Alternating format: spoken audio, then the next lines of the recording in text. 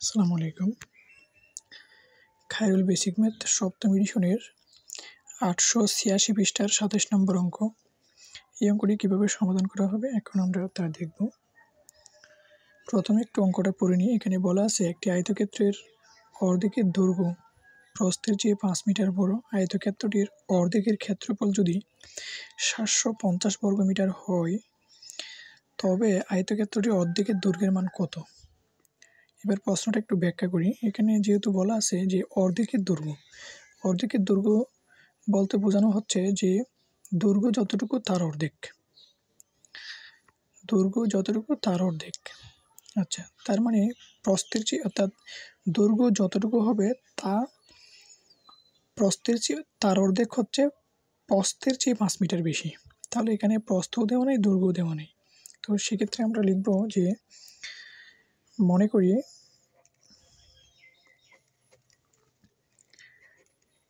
প্রস্থ সমান সমান x মিটার। আচ্ছা, এবং দৈর্ঘ্যর অর্ধেক হচ্ছে x থেকে 5 মিটার বেশি, অর্থাৎ x+5 হবে। এখন এই যে x+5 মিটার আছে এটি কিন্তু পরিপূর্ণ দৈর্ঘ্য নয়, এটি বরং যে দৈর্ঘ্য আছে মোট সেই দৈর্ঘ্যেরই অর্ধেক।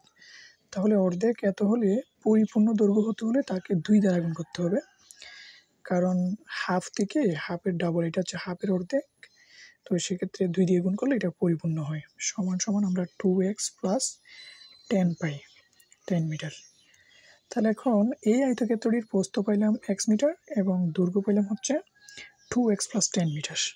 ঠিক আছে, এখন আমরা আয়তক্ষেত্রের ক্ষেত্রফলের সূত্র মতে জানি যে দৈর্ঘ্য গুণ প্রস্থ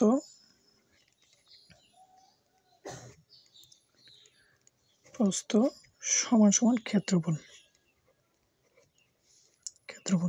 তো এখানে একটা ব্যাপার হচ্ছে আয়তক্ষেত্রের ক্ষেত্রফল তো পুরোপুরি দেওয়া নেই, বরং অর্ধেকের মান দেওয়া আছে। কোথায়? এই যে জায়গায় অর্ধেকের মান দেওয়া আছে। তাহলে আমরা অর্ধেকের মানটাই লিখব 750। আচ্ছা, দৈর্ঘ্য গুণ প্রস্থ, আমরা দৈর্ঘ্য পেয়েছি x আর প্রস্থের মান পেয়েছি কত?